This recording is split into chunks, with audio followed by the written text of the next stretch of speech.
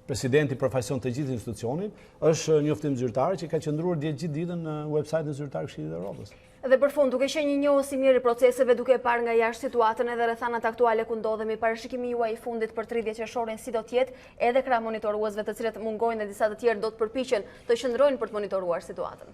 Unë kam bindje që nuk do të ketë zgjedhje në Shqipëri me 30 qershor, nëse do të ketë votime sporadike të karakterit monist, ato nuk do njihen nga asnjë faktor brenda as jashtë Shqipërisë.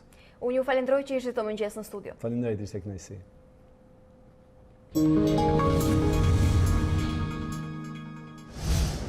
Ndërkohë, gjatë turit të tij elektoral në Elbasan, kryeministri Rama u prit gjithashtu me protesta të shumta. Teksa fliste për Partinë Demokratike dhe kryetarin e saj Lulzim Basha, protestuesit tentuan të çajnë edhe kordonin e policisë. Kryeministri Rama u prit me protesta të shumta gjatë vizitës së tij në qytetin e Elbasanit për të prezantuar kandidatin për kryetar bashkie.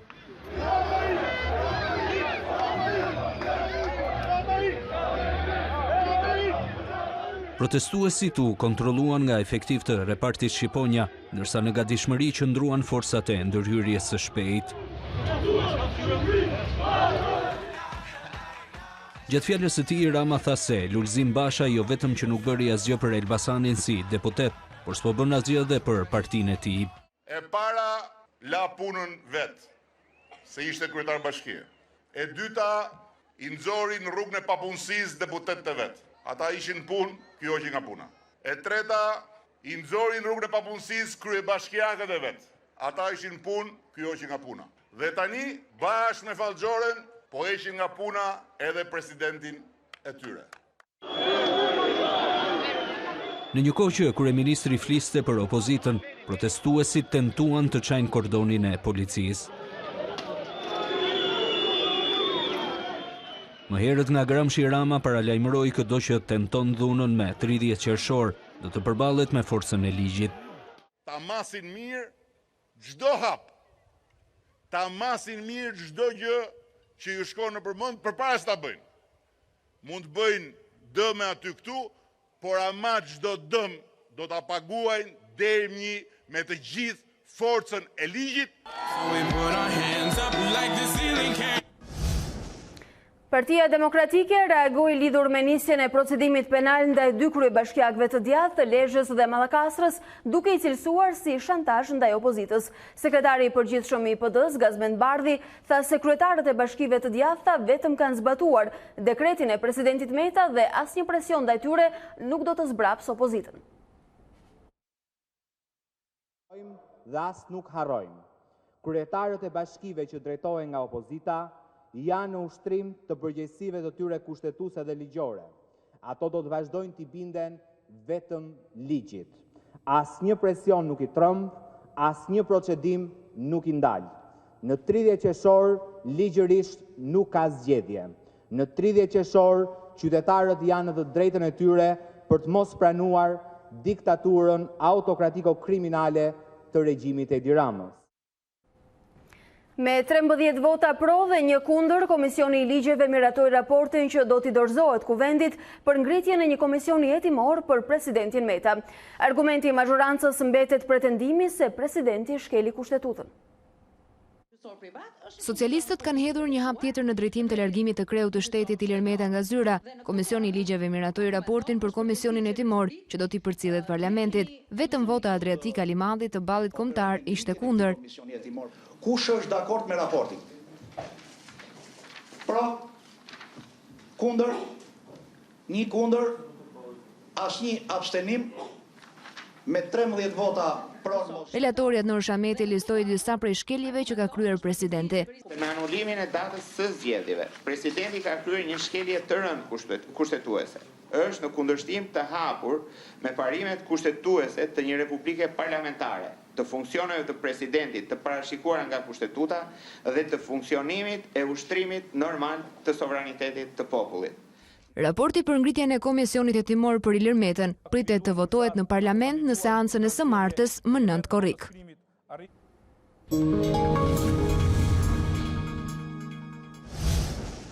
Ne rikthehemi zhvillimeve në aktualitet. A2CNN ka siguruar video në atentatit të disa ditëve më parë ku mbeti i plagosur kunati i Lul Berishës, Plaren Dervishaj dhe 2 persona të tjerë. Pamjet tregojnë se si makina pjesërisht e blinduar qellohet me breshri automatiku, ndërsa shoferi dhe pasagerët shpëtojnë vetëm me plagë të lehta. Ky është momenti kur ishantarët e bandës së Durrësit Plaren Dervishaj dhe Julian Meçe qellohen me breshëri Kallashnikovi në afërsi të mbikalimit të Shkozetit. Në videon e siguruar nga 2CNN duket automjeti i kunatit të Lul Berishës dhe Meçajt, i cili sipas policisë ndiqej nga një tjetër makinë para se të humte kontrollin dhe të përplasej me një pemë, aty ku dhe 2 persona të tjerë kishin bërë prit. Automjeti tip Land Rover sipas hetuesve ka qenë pjesërisht i blinduar, ndërsa breshëria e plumbave la të plagosur dhe një person të tretë, i cili ndodhej në sediljen e pasme. Bashkimagjia duket teksa del nga makina dhe ndjek atentatorët që largohen me një makinë BMW. Në dora i mban një pistolet, ndërsa policia arrestoi për këtë shkak. Sektori i policisë kriminale në Durrës dyshon se shkaki i atentatit është lufta mes bandave rivale, por dhe kontrolli i trafikut të drogës. Do të zhvendosemi me informacione në rajon. Kosova ka paralajmëruar vendosjen e një takse ndaj Shqipërisë dhe Maqedonisë së Veriut. Ministri i Tregtisë dhe Industrisë Endrit Shala kërkoi reciprocitet, ndërsa akuzoi 2 vendet fqinje për klimë negative ndaj prodhuesve dhe biznesmenëve kosovar. Marrëdhëniet mes Kosovës dhe Shqipërisë nuk po shkojnë ashtu siç duhet, të paktën në fushën e ekonomisë. Në një event në Prishtinë lidhur me taksën 100% ndaj Serbisë dhe Bosnjë-Hercegovinës, Ministri i Tregtisë dhe Industrisë Endrit Shala paralajmëroi tarifa edhe për shtetet të tjera të rajonit.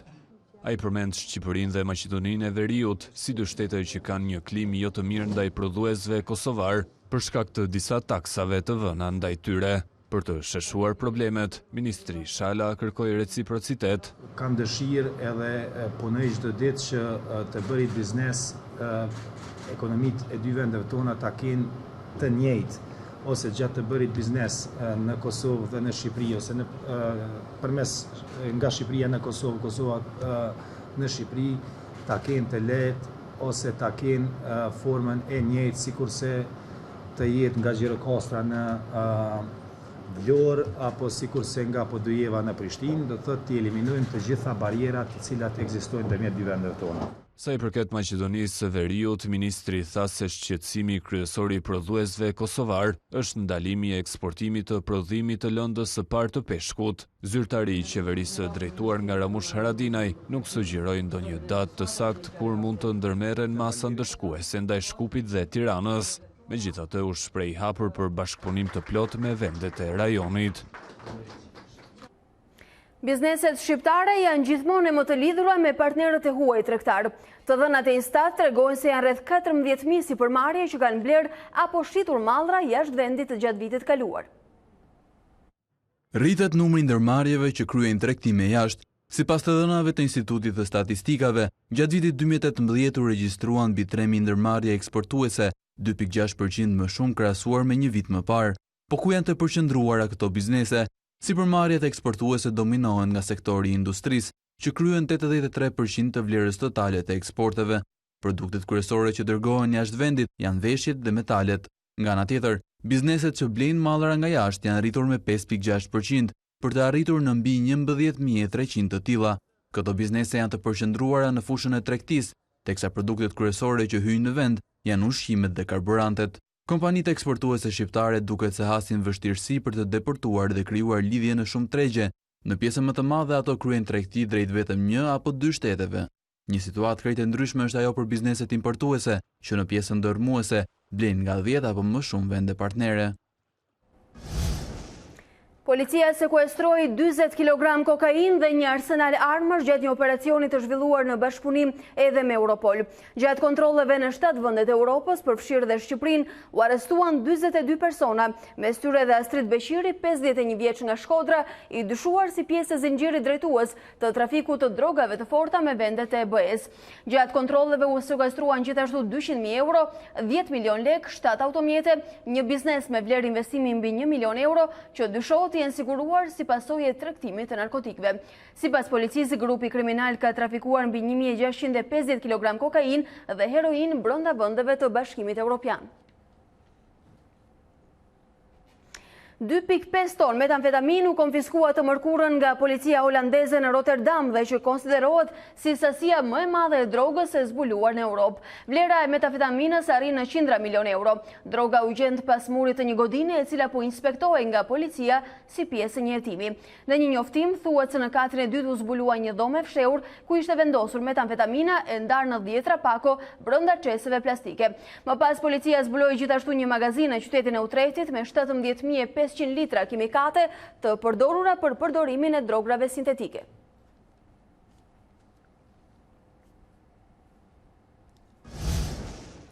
Gjermania, Polonia dhe Republika Çeke përjetuan temperaturat më të larta të regjistruara ndonjëherë për muajin qershor. Franca mbylli shkollat dhe paralajmëron për mundësinë e viktimave. Gjermania, Polonia dhe Republika Çeke përjetuan temperaturat më të larta të regjistruara ndonjëherë për muajin qershor të mërkurën, ndërsa rekordet e reja pritet të shënohen gjatë ditëve në vazhdim, kur vala e të nxehtit do të intensifikohet. Në Koshen të Brandenburg, termometri preku vlerën e 38.6 gradë Celsius, në Poloni dhe Çeki u regjistruan temperatura deri në 39 gradë. Gjithashtu në disa pjesë të Francës dhe Zvicrës u shënuan temperaturat më të larta në histori, përfshirë edhe në zonën e Alpeve. Në këto dy shtete termometri pritet i kalojë 40 gradë të njëjtën. Autoritetet franceze paralajmërojnë për rrezikun e vdekjeve dhe në të gjithë vendin është ngritur alarmi portokalli, i dyti më i lartë pas të kuqit. Ministre për Solidaritetin dhe Shëndetësinë Agnes Buzyn mbrojti qeverinë kundër pretendimeve se po alarmojnë qytetarët për kushtet e motit. Shpesh njerëzit refuzojnë të ndjekin udhëzimet. Akuzat se qeveria po egzageron janë të pakuptimta. Pasi për aq kohë sa njerëzit vdesin dhe vdesin më kot për shkak të valës së të nxehtit, mendoj se puna ime është i kujtoj të gjithëve se si të veprojnë. Franca u traumatizua nga vala e të nxehtit në vitin 2008, e cila u mori jetën 15.000 njerëzve. Për shkak të kushteve ekstreme, disa shkolla kanë shtyr provimet dhe të tjera janë mbyllur. Disa qytete përfshirë Parisin dhe Lyonin kanë kufizuar qarkullimin në përpjekjen për të parandaluar efektet e ndotjes. Gjithashtu në Spanjë, autoritetet paralajmërojnë për rrezik real të zjarreve pyjore në disa zona. Në verilindje të Spanjës, temperatura mund të arrijë në 45 gradë.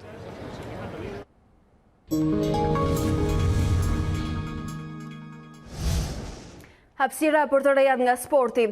3 fitore dhe asnjë set i humbur. Moshat e volejbollit po bëjnë një paraqitje të jashtëzakonshme në kampionatin ballkanik të vitit 2019.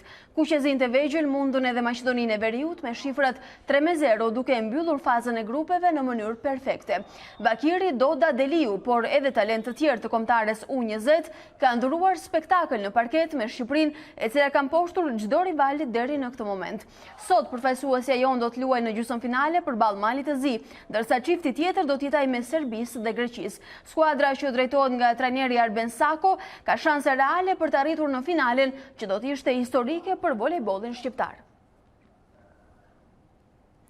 Short befasuese i kupave të Europës në volejbollin e meshkujve. Kampionët e Partizanit dhe fituesit e Kupës së Republikës Erzeni debutojnë pas shumë dekadash mungesë në arenën ndërkombëtare, e megjithatë goglat i vendosën 2 skuadrat pikërisht përballë njëra tjetrës. Kështu një nga ekipet do të ndahet shumë shpejt me aventurën europiane, ndërsa për klubin tjetër do të jetë mundësi e shkëlqyer për të kaluar turin. Partizani i femrave ndërkohë do të luajë në Champions League dhe do të ndeshet me skuadrën bosnjake.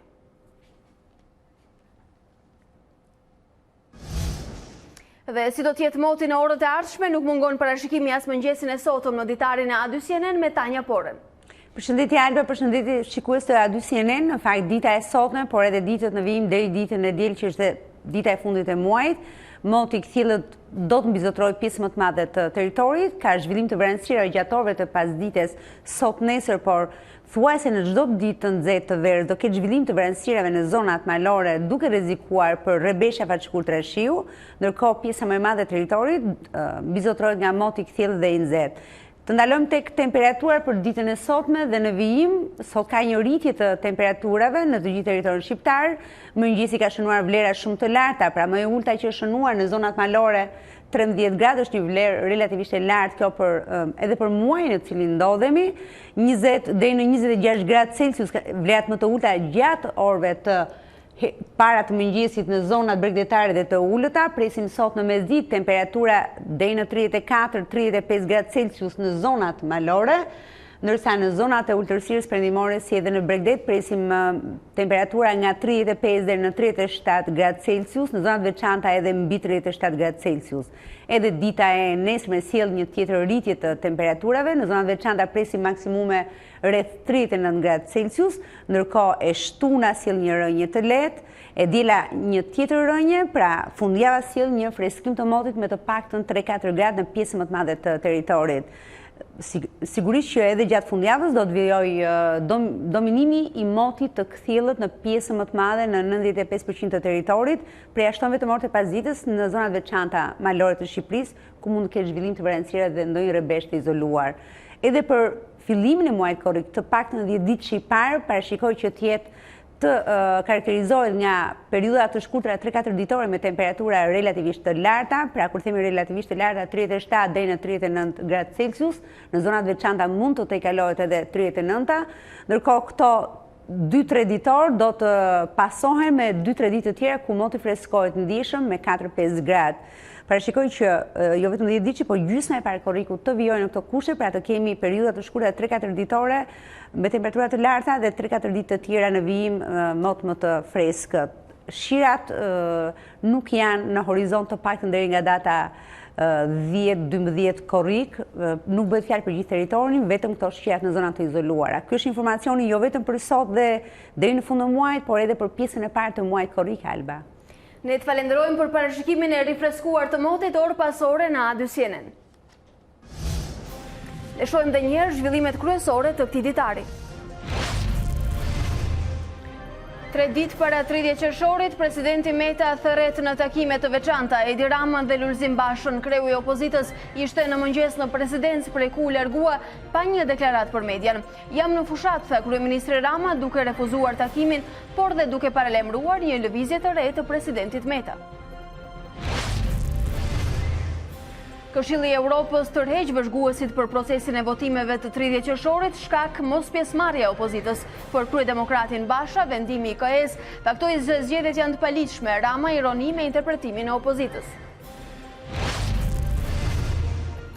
Pas Serbisë, Kosova bëhet gati të taksojë dhe Shqipërinë. Ministri i Energjetikës dhe Industrisë Endrit Shala tha se Tirana dhe Shkupi nuk ofrojnë një klim të mirë për prodhuesit kosovar.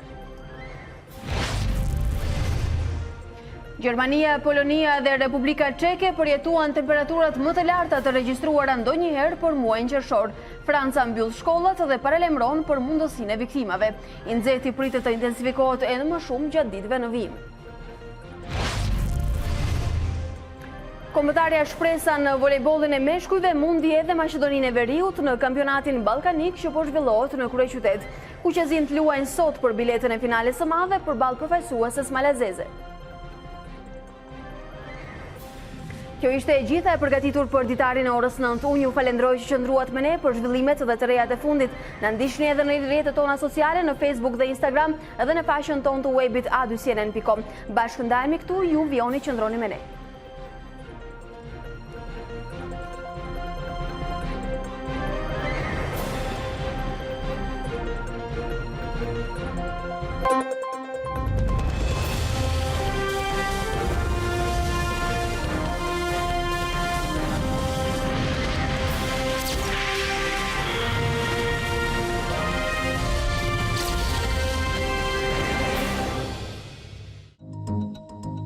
Unë jam Alba Lishani dhe ky është Ditari në A2CNN. Për të parë të gjitha videot e Ditarit, klikoni subscribe.